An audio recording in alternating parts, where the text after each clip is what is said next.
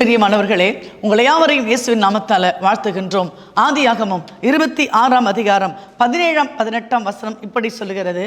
அப்பொழுது ஈசாக்கு அவ்விடம் விட்டு புறப்பட்டு கேராரின் பள்ளத்தாக்கிலே கூடாரம் போட்டு அங்கே குடியிருந்து தன் தகப்பனாகிய ஆபிரகாமின் நாட்களில் வெட்டினவைகளும் ஆபிரகாம் மரித்த பின் பெலிஸ்தர் தூர்த்து போட்டவைகளுமான துறவுகளை மறுபடியும் தோண்டி தன் தகப்பன் அவைகளை கிட்ட பேரின்படியே அவர்களுக்கு பேரிட்டான் என்று வேதம் சொல்லுகிறது.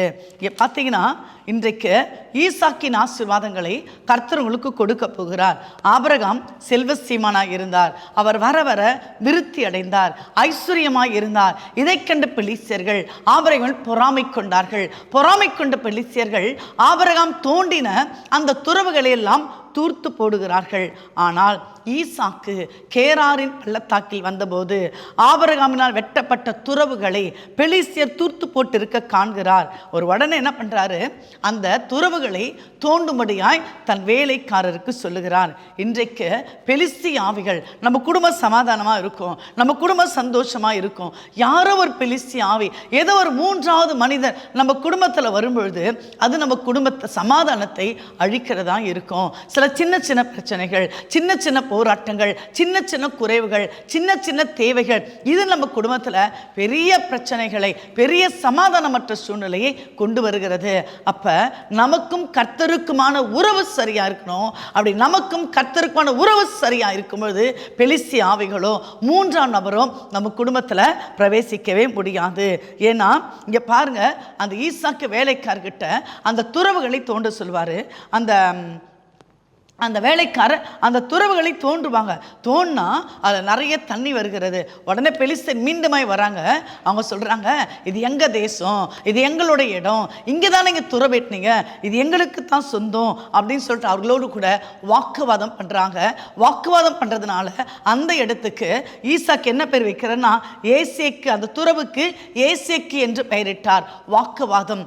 நம்ம குடும்பத்தில் வாக்குவாதம் இல்லாமல் இருக்குதா? யாராவது வாக்குவாதம் பண்ணாமல் இருக்கிறோமா? யாராவது ஒரு வார்த்தை சொன்னா அது அப்படியே ஆமா நீங்க சொல்றது கரெக்ட் அப்படின்னு ஏற்றுக்கொள்கிறோமா? இல்லையே. எந்த ஒரு விஷயம் சொன்னாலும் அதுக்கு ஒரு அப்போசிஷன் சொல்லுவோம், அது ஒரு கொஸ்டின் ரைஸ் பண்ணுவோம். அதனால ஏற்றுக்கவே முடியாது. உண்மையை நன்மை கூட சொல்லுவாங்க பாருங்களேன், அந்த நன்மையை கூட நம்மளால ஏற்றுக்கொள்ள முடியவில்லை.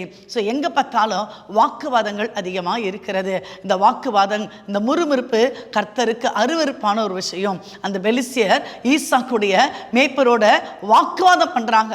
ஈசாக்கு அந்த துறவுக்கு ஏசேக்கு என்று பெயரிடுகிறார். மீண்டுமா பாருங்க, வேறொரு துறவி வெட்டினார்கள், அதை குறித்தும் வாக்குவாதம் செய்தார்கள்.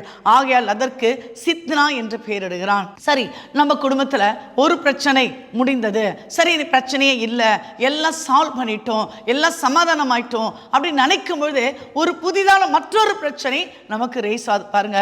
அதுதான் ரெண்டாவது ஒரு துறவுகளை தோன்றாங்க, தூர்க்கப்பட்ட துறவுகளை, அதுக்கும் வாக்குவாதம் பண்றாங்க, அதுக்கும் அவங்க சித்னா அப்படின்னு பெயரிடுறாங்க. மீண்டுமா ஈசாக்கின் வேலைக்கு என்ன பண்றாங்க, ஒரு துறவுகளை தோன்றாங்க. அந்த ரெண்டு துறவுகளுக்கு வாக்குவாதம் பண்ணினவர்கள் இந்த மூன்றாவது துறவுல வாக்குவாதம் பண்ணல. அதனாலதான் அந்த இடத்துக்கு ரெகபோத் என்று பெயர் வைக்கிறார்கள். ஸோ இந்த நாளில கர்த்தர் உங்கள் கூடாரத்தில் ரெகபோத் என்ற வார்த்தை சொல்கிறார். உங்களுக்கு சமாதானம் என்ற அந்த சமாதானத்தை கூறுகிற கர்த்தர் உங்களோடு கூட வருகிறார். இந்த சமாதானத்துக்காக ஈசாக்கு 3 காரியங்களை செய்தார். முதலாவது பார்த்தீங்கன்னா, அவர் தன் தகப்பன் தோண்டின நீரூற்றுகள் எங்கே இருக்கிறது என்று கண்டுபிடித்தார். நம்ம வீட்டில் பெற்றோர் இருப்பாங்க, தாத்தா பாட்டி இருப்பாங்க, மூதாதையர் இருப்பாங்க. அவங்க இருக்கும்போது நம்ம குடும்பம் எவ்வளவு சமாதானமாக இருந்தது. இப்போ நம்ம தனியாக இருக்கும்போதே சமாதானம் இல்லை. அது என்ன ரீசன்? நம்ம குடும்பத்தில் சமாதானம் இல்லாத சூழ்நிலைகளுக்கு யார் காரணம், எந்த விஷயம், எந்த தடை என்று முதலாவது அந்த ரீசனை கண்டறிகிறார். முதல்ல பாருங்க, அது எங்கே இருக்கிறது என்று கண்டுபிடித்தார். யார் இடத்துல மிஸ்டேக் இருக்குது? என்கிட்ட இருக்குதா, என் பிள்ளை கிட்ட இருக்குதா, என் மகள் கிட்ட இருக்குதா, என் கணவர்கிட்ட இருக்குதா, எந்த இடத்துல மிஸ்டேக் இருக்கிறது, யார் தவறு பண்றோம், எங்கே இருக்கிறது என்று தேடி விசாரித்தார். இரண்டாவது பண்ணினா, அந்த தூர்த்து போன அந்த துறவுகளை மறுபடியும் தோண்டினார். இது உறவு நிலைகளில் உள்ள அன்பை குறிக்கிறது. ஒரு சின்ன பிரச்சனை கூட நம்ம பேசாம விட்டுறோம், ஒரு சின்ன பிரச்சனை கூட சண்டை போடுறோம், ஒரு சின்ன பிரச்சனை கூட வாக்குவாதம் போடுறோம். வாக்குவாதம் முடிந்து, சண்டைலாம் முடிந்து, அந்த குவாரல்ஸ் எல்லாம் முடிந்த பிறகு நம்ம யோசிப்போம், நம்ம மேல தவறு இருக்கும், ஆனால் போய் மன்னிப்பு கேட்பதற்கு நம்மளால முடியாது. முடியாது. ஏதோ ஒன்று தடுக்கும், ஈகோ தடுக்கும், ஏதோ ஒன்று தடுக்கும். நம்ம அந்த உறவு நிலையை சரி செய்ய விரும்புவதில்லை. ஆனால் ஈசாக்கு முதலாவது தேடி கண்டுபிடிக்கிறாரு. ரெண்டாவது பார்த்தீங்கன்னா அதை சரி செய்யும்படியாய் அந்த துறவுகளை தோண்டுகிறார். உங்கள் குடும்பத்தில் இந்த நாளில் கர்த்தர் ஒரு சமாதானத்தை உருவாக்க விரும்புகிறார். எங்கே அடைக்கப்பட்டு இருக்கிறதோ, எங்கே முடக்கப்பட்டு இருக்கிறீர்களோ, எங்கே பலவீனமாக இருக்கிறீர்களோ, இந்த பிரச்சனைக்கு யாருக்காரு எங்கே தெரியுமோ அங்கே போய் நம்ம சரண்டர் ஆகணுமா, நம்ம மன்னிப்பு கேட்கணுமா, நம்ம குடும்பம் அழகா செழிப்பாக வரணும், நம்ம குடும்பம் சமாதானமாக இருக்கணும், நம்ம குடும்பம் ஆசீர்வாதமாக இருக்கணும், நம்ம பணி ஸ்தலங்கள், நம்ம ஒர்க்கிங் பிளேஸ் அங்கே நம்ம சந்தோஷமாக இருக்கணும் அப்படின்னா எந்த பிரச்சனை இருக்கிறதோ அதை சரி செய்வதற்கு நாம் முன் வர வேண்டும். மூன்றாவது பாருங்க, ஆபிரகாம் அந்த துறவுக்கு எந்த பெயர்களை வைத்தாரோ அதே பெயர்களை தான் ஈசாக்கு என்ன பண்றார், மீண்டுமாய் அந்த துறவுகளுக்கு வைக்கிறார். ஏற்கனவே நம்ம முன்னோர்கள், பெற்றோர்கள், இல்லை முதியவர்கள், நம்ம வீட்டில் இருக்கிறவங்க எதை ஃபாலோ பண்ணுறாங்களோ அதை ஃபாலோ பண்ணும்போது நிச்சயமாக சமாதானம் இருக்கும், நிச்சயமாக சந்தோஷம் இருக்கும், நிச்சயமாக கர்த்தர் என்ன பண்ணுவார், நம்மை ஆசீர்வதிப்பார், நம்மோடு கூட வருவார். அப்போ மூன்றாவது பார்த்தீங்கன்னா இங்கே யெகோவா ஷாலோம். இன்றைக்கு கர்த்தருடைய சில நாமங்களை குறித்து நாம் தியானிக்க போகிறோம். நியாயாதிபதிகள் 6ஆம் அதிகாரம் 23, 24 வசனங்களை வாசிக்கும் பொழுது அதற்கு கர்த்தர், உனக்கு சமாதானம், பயப்படாதே, நீ சாவதில்லை என்று சொல்கிறார். அங்கே கிதியோன் கர்த்தருக்கு ஒரு பலிபீடத்தை கட்டி அதற்கு யெகோவா ஷாலோம் என்று பெயரிட்டார். அது இந்நாள் வரைக்கும் அபியேசரின் ஊராகிய ஓப்ராவிலே இருக்கிறது என்று வேதம் சொல்கிறது. உனக்கு சமாதானம், பயப்படாதே, நீ சாவதில்லை. என்ன நடக்குதுன்னா, நியாயாதிபதிகள் புஸ்தகம் 6ஆம் அதிகாரத்தில் கிதியோன் என்கிற ஒரு மனிதன் இருக்கிறார். மீதியாளர்களை பொழுது வந்து இஸ்ரவேல் ஜனங்கள் விதை விதைக்கும் பொழுது அந்த விதைகளை, அந்த பயிர்களை அறுவடை செய்து சென்று விடுகிறார்கள். இஸ்ரவேலருக்கு ஒன்றுமே இல்லை. அப்போ இந்த கிதியோன் என்ன செய்கிறார்னா, தன்னுடைய பயிர்களை ஆலைக்கு புறம்பாக போரடித்து கொண்டு இருக்கிறார். அப்போதான் 6ஆம் அதிகாரம் 16ஆம் வசனத்தில் தேவதூதன் அந்த கிதியோனுக்கு முன்பாக வந்து சொல்லுவார், பராக்கிரமசாலியே, கர்த்தர் உன்னோடு இருக்கிறார். அப்போ இவர் சொல்லுவார், நான் பராக்கிரமசாலி இல்லைங்க, எனக்கு பராக்கிரமம் இருந்தால் இந்த ஆலைக்கு உள்ளாகல நான் போரடித்து கொண்டிருப்பேன், ஆலைக்கு வெளியே போரடித்து கொண்டு இருக்கிறேன், நான் எனக்கு பராக்கிரமம் இல்லை, எனக்குள்ள பலன் இல்லை அப்படின்னு சொல்லுவார். அப்போ ஆண்டவர் சொல்வார், இல்லை, உனக்கு இருக்கிற இந்த பலத்தோடு போ, உன்னை அனுப்புகிறவர் நான் அல்லவா என்று சொல்லுவார். அப்பவும் இந்த கிதியோனுக்கு ஒரு டவுட் இருக்கும், என்கிட்ட பேசுறது நீங்க தானா அப்படின்னு ஒரு டவுட் இருக்கும். அப்ப சொல்லுவாரு, அப்படியானா உம்முடைய கண்களில் எனக்கு இப்பொழுது கிருபை கிடைத்ததானால் என்னோடு பேசுகிறவர் தேவரீர் தான் என்று எனக்கு ஒரு அடையாளத்தை காட்ட வேண்டும். அவர் புரியல, இவர் தேவதூதரா, தேவன் தானா, நம்மோட பேசுறாரா, டவுட்ஃபுல் மைண்ட், அவர் சந்தேகம் இருந்து கொண்டே இருக்கிறது. அப்பதான் ஆண்டவர் சொல்வாரு, சரி ஓகே, நீ என்கிட்ட ஒரு காணிக்கை கொண்டு வாங்க, நான் காணிக்கை கொண்டு வருகிறேன், அதன் மட்டும் இருக்கணும் அப்படின்னு சொல்வார். அப்போ கிதியோன் உள்ளே போகுவார், ஒரு வெள்ளாட்டு குட்டையை கொண்டு வருவார், ஒரு மாவு எடுத்துவார், புரிப்பில்லாத அதிரசங்களை செய்வார், ஆணத்தை ஊற்றுவார். அதை வந்து அந்த தேவதூதர் அங்கீகரிப்பார். அப்போ தான் அந்த கிதியோன் பயந்து, ஐயோயோ, நான் ஆண்டவரை பார்த்தனே, தூதரை பார்த்தனே அப்படின்னு சொல்லுவார். அப்போ தான் சொல்லுவார், ஆண்டவர் உனக்கு சமாதானம், நீ பயப்படாதே, நீ சாவதில்லை. இதற்கு தான் ஆண்டவர் இந்த கிதியோன் சொல்கிறாரு, யெகோவா ஷாலோம். இன்னைக்கு ஆண்டவர் சொல்றாரு, உங்களுக்கு சமாதானம். எந்த ஒரு காரியத்தில் சமாதானமற்ற ஒரு சூழ்நிலையில், ஒருவேளை வெளியே சமாதானமாக இருக்கிறது போல தோன்றும், மனசுக்குள் சமாதானம் இருக்காது, சிந்தைக்குள் சமாதானம் இருக்காது, சில செயல்களிலே சமாதானம் இருக்காது. வேதம் சொல்கிறது, என்னுடைய சமாதானத்தையே நான் உனக்கு வைத்து விட்டு போகிறேன், உலகம் தருகிற பிரகாரமாக நான் உனக்கு தருவதில்லை, உனக்கு சமாதானம். இன்றைக்கு நீங்க எதையோ கலங்கி கொண்டு இருக்கலாம், குழப்பமான ஒரு சூழ்நிலை இருக்கலாம், சில விஷயங்களில் சீக்கிரமாக முடிவெடுக்க முடியாது. ஒரு வேலை விஷயமாகட்டும், ஒரு திருமண விஷயமாகட்டும், ஒரு வீடு கட்டுற விஷயமாகட்டும், ஒரு பரிசுத்தாவின் வழிநடத்துதல் ஆகட்டும், ஆவிக்குரிய வரங்களாகட்டும், சரியாக டெசிஷன் எடுக்க முடியாமல் பல வேலைகளில் உள்ளம் குழம்பித்தான் போகிறது. உங்களை பார்த்து ஆண்டவர் சொல்கிறாரு, உங்களுக்கு சமாதானம், நீ பயப்படாதே, பூரண அன்பு பயத்தை புறம்பே தள்ளும். சில பயங்கள், ஒரு காரியம் நடக்கும், இதை குறித்து எதிர்காலம் எப்படி இருக்குமோ, சில கற்பனையில பயப்படுவாங்க, சில கற்பனை செஞ்சே பயப்படுவாங்க, சில இருளை கண்டா பயப்படுவாங்க, சில காரியங்களை குறித்து பயப்படுவாங்க, கடன்களை குறித்து பயப்படுவாங்க. மனுஷனுடைய இதயத்தில் ஏதோ ஒரு பயம் இருக்குதுங்க. ஆண்டவர் சொல்றாரு, நீ பயப்படாதே, நீ சாவதில்லை, உனக்கு சமாதானம். இன்றைக்கு கர்த்தர் உங்கள் குடும்பத்தில் ஒரு புதிய சமாதானத்தை தருவதற்கு வல்லமையுள்ள தேவனாக இருக்கிறார். ரெண்டாவது பார்த்தீங்கன்னா, ஆதியாகமம் 22ஆம் அதிகாரம் 14ஆம் வசனம், ஆபிரகாம் அந்த இடத்துக்கு யெகோவா ஈரே என்று பெயரிடுகிறார். யெகோவா ஈரே அப்படின்னா கர்த்தருடைய பர்வதத்தில் பார்த்து கொள்ளப்படும். இங்க என்ன நடக்குது? ஆபிரகாமுக்கு அவரோட குமார் ஈசாக், உங்களுக்கு தான் தெரியும்ல, ஈசாக் ஒரே ஒரு குமார் தான். சொல்ல உன் புத்திரன் என்றும் உன் ஏகசுதன் என்றும் பாராமல் நீ என்ன பண்ணும், அவன் எனக்கு பலியாக ஒப்புக்கொடு அப்படின்னு சொல்வாரு. இப்போ ஆபிரகாம் என்ன பண்ணுவாரு, ஈசாக்கை மோரியா பர்வதத்திற்கு அழைத்து செல்வார். அப்படி போகும்போது கூட ஈசாக் கேட்பாரு, ஆண்டவர் அப்பா நீங்க வந்து விறகு எடுத்துன்னு வரீங்க, ஃபயர் எடுத்துன்னு வரீங்க, ஆட்டுக்குட்டியை கொண்டு வரலையேன்னு கேட்பாரு. அப்ப இவர் சொல்றாரு, இல்ல தம்பி இது யார் பார்த்துப்பாங்க, கர்த்தர் பார்த்து கொள்வார். விசுவாசமா சொல்வார், கர்த்தர் அதை பார்த்து கொள்வார். இவ தகப்பனும் மகனுமாக என்ன பண்றாங்க, மோரியா பர்வதத்திற்கு போகிறார்கள். அங்க போகும்போது தான் ஆபிரகாம் என்ன பண்ணுவாரு, அந்த பிள்ளையாண்டனை அந்த பலிபீடத்துல படுக்க வைப்பார். படுக்க வச்சு பார்த்தீங்கன்னா கத்திய ஓங்குவார் பாருங்க. அப்போ ஒரு சத்து வரும், ஆபிரகாமே பிள்ளையாண்டன் மேல் உன் கைகளை போடாதேன்னு சொல்லுவார். அதே மாதிரி அந்த ஆபிரகாம் விசுவாசத்தை கர்த்தர் அங்கீகரிப்பார். அந்த ஈசாக்கு ஆபிரகாமும் எப்படி போனாங்களோ அப்படியே திரும்ப வருவாங்க. அங்க என்ன நடக்குன்னா, அங்க ஒரு ஆட்டுக்குட்டி ஆண்டவர் காட்டுவாரு. அந்த ஆட்டுக்குட்டி வந்து அங்க பலியிடப்படும். இங்க போகும்போது சொல்லுவார்ல, அப்பா அந்த ஆடு அல்லது ஆட்டுக்குட்டி என்ன செய்யன்னு கேட்கும்போது ஆபிரகாம் அழகாய் சொல்றாரு, தம்பி அது யெகோவாயீரே கர்த்தருடைய பர்வதத்தில் பார்த்து கொள்ளப்படும். ரொம்ப அழகான ஒரு ஆன்சரை கொடுப்பார். நீங்க சொல்லலாம், கர்த்தர் எனக்காக யாவையும் செய்து முடிப்பார், என் தேவைகளை கர்த்தர் பார்த்து கொள்வார், எனக்கு குழப்பம் வேணாம், எனக்கு கலக்க வேணாம், எனக்கு நிறைய தேவை இருக்கிறது உண்மைதான். ஏன்னா நான் கடன்களிலே போராடி கொண்டு இருக்கிறேன், கட்டுகளிலே போராடி கொண்டு இருக்கிறேன், ஏதோ ஒன்றை நான் அழுத்திக்கொண்டே இருக்கிறது. அப்படி எதற்காக ஏதோ ஒரு கட்டுகளினால நீங்கள் இன்றைக்கும் போராடி கொண்டு தான் இருக்கிறீர்கள். ஆனால் இன்னைக்கு நீங்கள் சொல்லுங்க, யெகோவா ஈரே, நல்லா சொல்லி பாருங்களேன், யெகோவா ஈரே, யெகோவா ஈரே கர்த்தருடைய பர்வதத்தில் பார்த்து கொள்ளப்படும். என்னை விசாரிக்கிறவர் என் கர்த்தர் தான், என் நிலைமைகளை தூரத்தில் அறிகிறவர் என் கர்த்தர் தான். வேதம் சொல்கிறது, கர்த்தருடைய கண்கள் பூமி எங்கும் சுற்றி விளாவி வருகிறது, அவருடைய காந்திக்கு மறைவானது ஒன்றுமே இல்லைங்க. கர்த்தருக்கு மறைச்சி நம்ம ஒண்ணுமே செய்ய முடியாது. அதுதான் ஆபிரகாம் சொல்றாரு, அது கர்த்தருடைய பர்வதத்திலே பார்த்து கொள்ளப்படும். அன்றைக்கு ஆபிரகாமின் தேவை என்ன, ஒரு ஆட்டுக்குட்டி, தன் மகனுக்கு பதிலாக பலியிட ஒரு ஆட்டுக்குட்டி தேவை. அந்த பர்வதம் அங்க ஆடுகள் இருந்ததான் தெரியாது. ஆனால் வேதம் சொல்கிறது, அங்கே முள்ளிலே தன்னோட கொம்புகள் சிக்கி இருக்கத்தக்க ஒரு ஆட்டுக்குட்டி, ஒரு ஆடை வந்து அவர் பார்க்கிறார் அப்படின்னு சொல்றாங்க.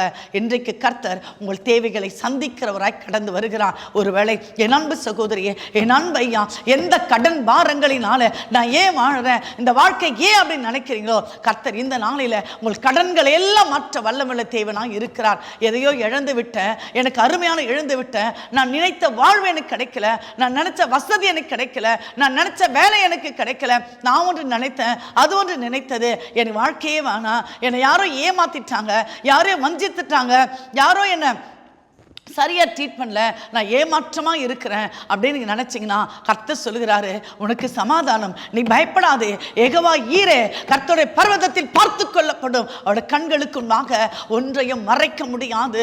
வேதம் சொல்லுகிறது, என்னை நோக்கி கூப்பிடு, அப்பொழுது நீ அறியாததும் உனக்கு எட்டாததுமான பெரிய காரியங்களை நான் உனக்கு அறிவிப்பேன். ஆபிரகாமும் ஈசாக்கும் போகும்போது ஆடு கூட போலங்க, எப்படி ஆபிரகாமும் ஈசாக்கும் சென்றார்களோ அதே போல திரும்பி வந்தாங்க, அதே போல திரும்பி வந்தாங்க. எல்லாவற்றையும் விசாரிக்கிறவர், அழகா சொல்லுவாங்க, அவர் உங்களை விசாரிக்கிறவர் ஆனபடினால் உங்கள் கவலை எல்லாம் அவர் மேலே வைத்து விடுங்கள், கர்த்தர் மேல் பாரத்தை வைத்து விடு என்று வேதம் சொல்கிறது. ஒருவேளை எந்த பாரமோ எந்த சுமையோ சுமக்க முடியாத ஒரு வழியா நீங்க கடந்து வரீங்களா, அப்பா உம்முடைய மேல உங்க சமூகத்துல என் பாரத்தை வச்சிடறாண்டவரே, நீங்க பொறுப்பெடுத்துக் கொள்ளுங்கன்னு சொல்லிட்டு நீங்க முழுமையா ஒப்பு கொடுங்களேன். இயேசுவே அப்பா நீ வாங்க, யெகோவா ஷலோம், யெகோவா ஈரே, யெகோவா ரஃபா, நீங்க கூப்பிட்டு பாருங்களேன், கூப்பிடு பதில் கொடுப்பார். வேதம் சொல்கிறது, என்னை நோக்கி கூப்பிடு, அப்பொழுது நீ அறியாததும் உனக்கு எட்டாததுமான பெரிய காரியங்களை நான் உனக்கு அறிவிப்பேன். இந்த நாளில வழி இல்லாத இடத்துல வழிகளையும் அவாந்திர வெளியில ஆறுகளை உருவாக்கி தருகிற தேவன் உங்கள் குடும்பத்துல ஒரு ஆசீர்வாதத்தை உருவாக்குகிறார். சிவந்த சமுத்திரத்தை இரண்டாக பிளந்த தேவன், யோர்தானை பின்னிட்டு விழ செய்த தேவன், எந்த ஒரு பிரச்சனை உங்களுக்கு சவாலாக இருக்கிறதோ, இதிலிருந்து மீளவே முடியாது எதை குறித்து நீங்கள் சிந்தித்துக் கொண்டு இருக்கிறீர்களோ, ஆவியானவர் இப்பொழுது உங்களோடு கூட அசைவாடுகிறார். தேவனாலே கூடாத காரியம் ஒன்றுமே இல்லை. ஆபிரகாம் அழகாக சொல்றாரு, அவர் யெகோவா ஈரே கர்த்தருடைய பர்வதத்தில் பார்த்து கொள்ளப்படும் என்று சொல்லுகிறார். மூன்றாவது பார்த்தீங்கன்னா யாத்திராகமம் 15ஆம் அதிகாரம் 26ஆம் வசனத்துல உன் தேவனாகிய கர்த்தருடைய சத்தத்தை கவனமாய் கேட்டு அவர் பார்வைக்கு செம்மையானவைகளை செய்து அவர் கட்டளைகளுக்கு செவி கொடுத்து அவருடைய நியமங்கள் யாவையும் கை கொண்டால் நான் எகிப்தியருக்கு வர பண்ணின வியாதி ஒன்றையும் உனக்கு வர பண்ணேன். நானே உன் பரிகாரியாகிய கர்த்தர். ஒருவேளை இந்த நாளில் வியாதியோடு உபத்திரங்களோடு மருத்துவர்கள் கைவிடப்பட்ட ஒரு நிலைமையில் நான் அந்த வியாதியோடு போராடி கொண்டு இருக்கிறேன், என்னை சாகிற வரைக்கும் மாத்திரை சாப்பிடணும் அப்படின்னு மருத்துவர் சொல்றாங்க அப்படின்னு கலக்கம் இருக்குதா, பயம் இருக்குதா, என்னால் நடக்க முடியல, பேச முடியல, இந்த வியாதிக்கு லட்சக்கணக்கான பணங்கள் செலவாகும், நான் என்ன செய்வதென்று திகைத்து கொண்டு இருக்கிறீங்களா? ஆவியானவர் சொல்கிறார், நானே பரிகாரியாக கர்த்தர். அது மாத்திரம் இல்ல, பாருங்க, எகிப்தின் வர பண்ணின ஒரு வியாதியும் நான் உனக்கு வர பண்ணவே மாட்டேன். ரெண்டே ரெண்டு கண்டிஷன் சொல்றாருங்க. என் சத்தத்தை கவனமாக கேட்டு நான் கூப்பிடுறேன், நீ எஸ் எஸ் சொல்லுவியா, இங்க வருவியா, நான் கூப்பிடுறேனே, ஆமா ஆமா ஜீசஸ் நான் வரேன் அப்படின்னு நீங்க சொல்லுவீங்களா? சத்தத்தை கவனமாக கேட்பீங்களா? மேய்ப்பனுடைய குரலை ஆடுகள் கவனமாக கேட்குமா? 100 ஆடுகள் இருக்குமா? மேய்ப்பன் அவன் சத்தத்தை அந்த 100 ஆடும் கவனமா கேட்குமா? கவனமா கேட்குமா? இங்க பைபிள் சொல்லுகிறது, கவனமாய் கேட்டு அவர் பார்வைக்கு செம்மையானதை செய்து. இது நம்மளால முடியுதா? நிறைய டைம் நிறைய விஷயம் செய்யறோம், நம்ம யார் பார்வைக்கு நல்லா இருக்கணும்னு செய்யறோம்? நம்மள உயர் அதிகாரிங்க, நம்மளை யார் அப்ரிஷியேட் பண்ணுவாங்க, யார் என்கரேஜ் பண்ணுவாங்க, அவங்க என்ன நினைப்பாங்க, இவங்க என்ன நினைப்பாங்க, யாராவது கர்த்தர் என்ன நினைப்பாரு அப்படி யோசிக்கிறோமா? அதெல்லாம் செகண்டரி. முதல்ல நம்மளுக்கு எப்படி இருக்க, உலகத்தான் எப்படி நினைப்பாங்க, அவங்க என்ன நினைப்பாங்க, நம்மளுக்கு பிடிச்சவங்க நினைப்பாங்க, அருமையானவங்க நினைப்பாங்க. ஆனால் ஆண்டவர் சொல்றாரு, அவர் பார்வைக்கு செம்மையானவைகளை செய்வீங்களா? நான் ஒரு காரியத்தை செய்கிறேன், இது என் ஆண்டவருக்கு பிரியமா? நான் ஒரு இடத்துக்கு போகிறேன், இது ஆண்டவருக்கு பிரியமா? நான் ஒரு பேச்சை பேசுகிறேன், இது ஆண்டவருக்கு பிரியமா? ஒரு செகண்ட் யோசித்து பாருங்களேன். அவர் பார்வைக்கு செம்மையானவைகளை செய்து அவர் சொல்றாரு, அவருடைய நியமங்கள் யாவையும் கை கொண்டால். அந்த கட்டளைகளை கொடுக்குறாருல, கற்பனைகளை கொடுக்குறாருல, அந்த கட்டளை 2ஆக மாற்றிறார். உன்னை நேசிப்பதவரை பிறரை நேசிங்க, உன்னிடத்தில் அன்பார் பேர் அன்பாக இருங்க, இப்படி சொல்கிறார் ஆண்டவர். அப்படி சொல்லியிருக்கிறார். அவர் சொல்கிறாரு, என் நியமங்கள் யாவையும் கை கொண்டால். அப்போ தான் சொல்வார், நான் எகிப்திற்கு வர பண்ணின வியாதிகள் ஒன்றையும் உனக்கு வர பண்ணேன், நானே உன் பரிகாரியாகிய கர்த்தர். சங்கீதத்தை சொல்வாங்க, அவர் உன் அக்கிரமங்களை எல்லாம் மன்னித்து உன் நோய்களை குணமாக்கி உன் பிராணனை அழிவுக்கு விலக்கி மீட்டு உன்னை நன்மையினாலும் கிருபையினாலும் முடிசூட்டி. எத்தனை எத்தனை கிருபையை இங்க தரார் பாருங்க. ஒருவேளை இது கர்த்தர் தந்த சரீரங்க, இந்த சரீரத்தில் வியாதிக்கு அனுமதி கிடையாது, உபத்திரவத்துக்கு அனுமதி கிடையாது. நான் என் கர்த்தருக்கு உண்மையாக இருக்கும்போது, கர்த்தருடைய சத்தத்துக்கு செவி கொடுக்கும் போது, அவர் பார்வைக்கு செம்மையானதை செய்யும் போது, என்னுடைய சரீரத்தில் கர்த்தர் ஒரு வியாதி என்ன பண்றதில்ல, அனுமதிக்கிறதே இல்லை. ஆண்டவர் சொல்வாரு, நான் அவருக்கு ஜீவன் கொடுக்கவும் அது பரிபூர்ணம் அடைய வந்தேன்னு சொல்லிட்டு நல்ல மேய்ப்பனை குறித்து யோவான் 10:10 நம்ம வாசிக்கிறோம். இன்றைக்கு அவருடைய குணமாக்கும் தழுவுகள் உங்களுக்கு மேலாய் வருகிறது. யாரெல்லாம் வியாதியோடு, யாரெல்லாம் துக்கத்தோடு, மருத்துவர் கைவிடப்பட்ட நிலைமையில் வெளியே வேணாம், நம்ம ஹாஸ்பிட்டல் போகக்கூடாது, இந்த வியாதி எவனும் சொல்லக்கூடாதுன்னு நினைக்கிறீங்களோ, நீங்க விசுவாசித்தால் தேவ மகிமையை காண முடியும். இந்த செய்தி வேளையில உங்கள் ஆவியில, ஆத்துமத்தில், சரீரத்தில், உங்கள் ஒவ்வொரு ஆர்கன்ல இயேசுவின் ரத்தம் இறங்குகிறது, பரலோகத்தின் இறங்குகிறது, பரிசுத்த வல்லமை இறங்குகிறது. கொஞ்சம் விசுவாசம் தான், கொஞ்சம் நம்பிக்கை தான். நீங்க எந்த இடத்துல இருக்கிறீங்களோ அப்படியே கண்களை மூடி, ஆவியானவரே என் உச்சம் தலை முதல் உள்ளம் கால்கள் வரை உங்களுடைய வல்லமை இறங்கட்டாண்டவரே, உங்களுடைய ரத்தம் எனக்காய் இறங்கட்டாண்டவரே. கல்வாரியில எனக்காய் முள்முடியின் ரத்தம், விலாயலுவின் ரத்தம் எனக்காக மட்டும் சிந்தின உம்முடைய ரத்தம் ஆண்டவரே. நீங்க சொன்னீங்களே, நான் உன் பரிகாரி ஆகிய கர்த்தர். இந்த செய்தி கேட்கிற இதே வேளையில் ஆண்டவரே, யாரெல்லாம் கேட்கிறாங்களோ ஆண்டவரே, யாரெல்லாம் இதை வேலை செய்து கொண்டே கேட்கிறாங்களோ, யாரெல்லாம் டிராவல் போகும்போது கேட்கிறாங்களோ, யாரெல்லாம் அமர்ந்து கேட்கிறாங்களோ, இல்லை ஏதோ கேட்கணும் கேட்கணும் தெரியாது ஆண்டவரே. வேதம் சொல்லுகிறது, கர்த்தருடைய சத்தம் வல்லமை உள்ளது, கர்த்தருடைய சத்தம் மகத்துவம் உள்ளது. திரண்ட தண்ணீர்களுக்கு மேல, ஜலப்பிரவாகங்களுக்கு மேல கர்த்தரே முழங்குகிறான், கர்த்தரே முழங்குகிறான். அவர் முழக்கமிடுகிற தேவன். கர்த்தருடைய சத்தம் பெண் மான்களை ஈனும்படியாய் செய்கிறது. கர்த்தருடைய சத்தம் காதேஸ் வனாந்தரத்தை அதிர செய்கிறது. அந்த சத்தம், அந்த வார்த்தை அவர் அவர் தமது வார்த்தைகளை அனுப்பி குணமாக்குகிறார். உங்களுக்குள்ள ஒரு தெய்வீக விடுதலை, தெய்வீக சுகம் இப்பொழுதே கடந்து வருகிறது. இதை கேட்கிற ஒவ்வொருவரும் நீங்கள் ஒவ்வொரு இடத்துல அப்படி அற்புத சாட்சிகளை கர்த்தருடைய நாமத்தை மகிமைப்படுத்த போறீங்க. ஏன்னா அவர்தான் யெகோவா ராஃபா. யெகோவா ராஃபா, அவர் யெகோவா ராஃபா. சொல்லுங்க, நீ Jehovah Rafah, you are my Lord, you are my healer. நீ யெகோவா ராஃபா. ஆமாண்டவரே, என் வாழ்க்கையில இந்த நாளில யெகோவா ராஃபாவாய் நீ கடந்து வந்ததற்காய் நன்றி. கடைசிக்கு நாமம் இருக்கிறது, அது யெகோவா நிசி. மோசே பலிபீடத்தை கற்றாரு. அந்த பலிபீடத்துக்கு என்ன பேர் வைக்கிறார்னா யெகோவா நிசி அப்படின்னு பேர் வைக்கிறாரு. உங்களோட வாழ்க்கையில தோல்வி மேல் தோல்வியா? நான் நல்ல வேலை செஞ்சிருந்தேங்க, அந்த வேலையை இழந்து போட்டேங்க. நல்ல வீட்டை கட்டி இருந்தாங்க, அந்த வீடை விற்கக்கூடிய சூழ்நிலை வந்ததுங்க. என் பிள்ளைக்கு ஒரு நல்ல திருமணம் செஞ்சங்க, அந்த திருமணம் டிவோர்ஸ் வந்துடுச்சுங்க அப்படின்னு சொல்லிட்டு தொடர்ந்து தோல்வியை சந்தித்து கொண்டு இருக்கிறீங்களா? தோல்வி மேலே தோல்வி வந்து கொண்டே இருக்கிறதா? இன்னைக்கு நீங்கள் சொல்லுங்க, நீங்கள் எப்படி தெரியுமா கூப்பிடணும்? தோல்வி வரங்க, Jehovah Nissi, oh my Lord, Jehovah Nissi. அப்பா பிதாவை டெய்லியும் கூப்பிடுறோம். இன்னைக்கு சொல்லுங்க, யெகோவா நிசி. என் தோல்வியில எனக்கு வெற்றி கொடுக்கிற தேவன் யெகோவா நிசி. இஸ்ரவேலுக்கு விரோதமாய் அமலேக்க யுத்தத்துக்கு வராங்க. ரெவித்திமில என்ன பண்ற, பாலை மறங்குறாங்க.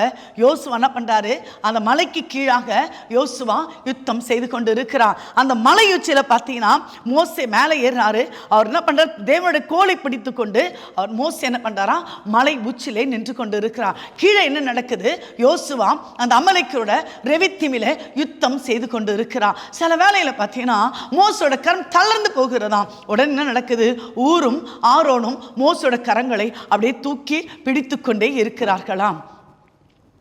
உங்கள் கரங்களை தூக்கி பிடிக்கிற ஊழியர்கள் உங்களோடு இருக்கிறாங்க. உங்களுக்காக ஜெபிக்கிற ஜனங்கள் உங்களோடு இருக்கிறாங்க. உங்களை நேசிக்கிறவங்களோடு இருக்கிறாங்க. ஐயோ என் கை தளர்ந்து போகிறதே, என் கை தளர்ந்து போகிறதே, என்னால் ரொம்ப நேரம் தூக்க முடியவில்லையே, என் கரங்களை தூக்க முடியவில்லையே, இது சுமக்கூடாத பாரமாக இருக்கிறதே அப்படின்னு நினைக்காதீங்க. ஆண்டவரே, என் கரங்களோடு உங்களுடைய கரங்களை இணைந்து கொள்ளட்ட ஆண்டவரே. அப்போ என்னோட கரத்தில் ஒன்றும் இல்லை ஆண்டவரே, இது ஒரு எம்டி ஹேண்ட் ஆண்டவர், ஒன்றுமே இல்லை ஆண்டவரே, நான் ஒரு எம்டி வெசல் ஆண்டவரே, இந்த ஹேண்ட்லாம் ஒரு எம்டி ஹேண்ட் ஆண்டவரே அப்படின்னு நீங்கள் சொல்லுங்களேன். கர்த்தர் என்ன பண்ணுவாரு, அவருடைய கரத்தை நம்மோடு கரத்தோடு இணைத்துக் கொள்வார். அப்படிதான் மோசேயோட கரம் உயர்த்தப்பட்டிருந்தது. அது தளர்ந்த பொழுது ஊரும் ஆரோனும் மோசேயோட கரங்களை அப்படியே என்ன பண்ணாங்களாம், உயர்த்தி பிடித்துக் கொண்டே இருந்தாங்களாம். அன்னைக்கு என்ன நடந்தது, அந்த நாளிலே இஸ்ரவேலர் ஜெயம் கொண்டார்கள். அவர் ஜெய கிறிஸ்து, அவர் ஜெயம் கொடுக்கிறவர், உங்கள் வாழ்க்கையில வெற்றியை தருகிறவர், ஜெயத்தை தருகிறவர், தோல்வியை தருகிற தேவனே அல்ல. எந்த தோல்வியும் அவர் ஜெயமாய் மாற்றக்கூடியவர், எந்த தீமையும் அவர் நன்மையாய் மாற்றக்கூடியவர். யாக்கோபு சொல்வாரு, என்னுடைய சாபங்களை நீர் எனக்கு ஆசீர்வாதமாய் மாற்றி தந்தீர. நான் நிறைய சாபம் இருந்த ஆண்டவரே, என் குடும்பம் நிறைய சாபங்கள் இருந்தது, ஆனா அந்த சாபங்களை நீர் எனக்கு ஆசீர்வாதமாய் மாற்றி தந்தீங்களே அப்படின்னு யாக்கோபு சொல்வாரு. இன்றைக்கு உங்கள் தோல்விகளை எல்லாவற்றையும் கர்த்தர் ஜெயமாக மாற்றுகிறார். ஒருவேளை சாத்தான் எந்த இடத்துல தோல்வியை கொண்டு வரானோ, பயத்தை கொண்டு வருவானோ, தோற்று விடுவோமோ அப்படின்னு அந்த எண்ணங்களை கொண்டு வருகிறானோ, நீங்க சொல்லுங்க, இல்ல இல்ல யெகோவா நிசி என்னோடு கூட இருக்கிறான். அதுக்கு ஒரு குவாலிட்டி என்ன தெரியுமா, யெகோவா மெக்காதேஸ். லேவி ராகமம் 20ஆம் அதிகாரம் 7ஆம் வசனத்துல, ஆதலால் நீங்கள் உங்களை பரிசுத்தப்படுத்தி பரிசுத்தராயிருங்கள், நான் உங்கள் தேவனாகிய கர்த்தர். இந்த நாமங்கள் நம்முடைய வாழ்க்கையில நிறைவேறணும் அப்படின்னா கர்த்தர் ஒன்னே தான் சொல்றாரு, நீங்க பரிசுத்தராக இருங்கள். யெகோவா மெக்காதேஸ். ஒருவேளை நம்மளோட பலவீனங்களை நாமே மாற்ற முடியாதுங்க. நம்ம பலவீனம் விடணும்னு நினைக்கிறோமா, அந்த பலவீனம் தான் அதிகமாக கிரியேசி. அப்படி சொல்லுங்க, ஆண்டவரே நீங்க சொன்னீங்களே எங்களோட பலவீனத்துல உங்களுடைய பலனானது பரிபூர்ணமாக விளங்கட்டும், எங்களை நீங்கள் பலப்படுத்துங்க. நீங்கள் வாழ்க்கை யெகோவா நிசியா, யெகோவா ராஃபாவா, யெகோவா மெக்காதீஸா, ஆண்டவர் யெகோவாயரே கர்த்தருடைய பர்வத்தில் பார்த்து கொள்ளப்படும் இத்தனை நாமங்களோடு வந்து ஆண்டவரே என்னை என் குடும்பத்தையும் நீங்கள் ஆசீர்வதிங்க, பாதுகாத்துக் கொள்ளுங்கன்னு கேளுங்க. நிச்சயமாய் கர்த்தர் உங்களுக்கு விடுதலையும் அற்புதத்தையும் ஆசீர்வாதத்தையும் தருவார். ஆமீன். கர்த்தர் இந்த செய்திகளை ஆசீர்வதிப்பாராக. ஆமீன். செபிப்போமா. அன்பின் ஆண்டவரே, உம்மை நன்றியோடு கூட துதிக்கிறோம். நீங்க ஒரு யெகோவா மெக்காதீஸ் ஆண்டவரே, நீங்கள் பரிசுத்தமாய் இருக்கிற தேவன் ஆண்டவரே. வேதம் சொல்கிறது, நான் பரிசுத்தராய் இருக்கிறது போல நீங்களும் பரிசுத்தராய் இருங்கள்.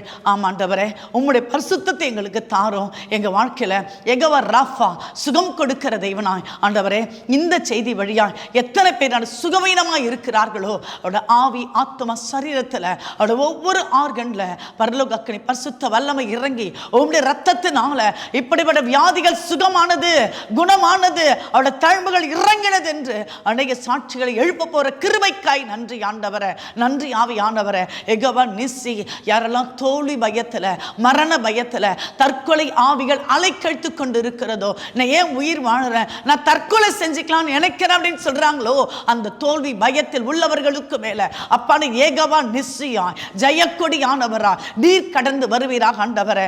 ஆம் கர்த்தாவே, யெகோவா ராஃபா, என்னை பார்க்கறதுக்கு யாருமே இல்லையே, என்னை விசாரிக்க யாருமே இல்லையே, எனக்கு உதவி செய்ய யாருமே இல்லை என்று கேட்கிற உங்களுக்குள்ள என் அருமையான சகோதரரே, என் அருமையான சகோதரியே, உங்கள் தனிமை பயத்துல, உங்களோட தனிமையில, யாருமற்ற சூழ்நிலையில, புரிந்து கொள்ளாத உறவுகள் மத்தியில போராடி கொண்டு இருக்கிற உங்கள் மன சூழல்களில அவர் இந்த நாளில யெகோவா ஈரே, கர்த்தருடைய பர்வதத்தில் பார்த்து கொள்ளப்பட்டோம், யெகோவா ஈரே, யெகோவா ஈரே என்று கூப்பிடுங்களேன். இந்த மாதத்துல கர்த்தர் இயற்கைக்கு மேற்பட்ட அற்புதங்களுக்கு செய்ய போகிறார். ஆண்டவரே, கேட்டுக்கொண்டு ஒவ்வொரு வாழ்க்கையில கர்த்தர் இயற்கைக்கு மேற்பட்ட அற்புதங்களை செய்ய ஆண்டவரே. ஆண்டவரே, நீர் அடையாளங்களின் தேவன் ஆண்டவரே, நீர் அடையாளத்தை காண்பிக்கிறவர் ஆண்டவரே.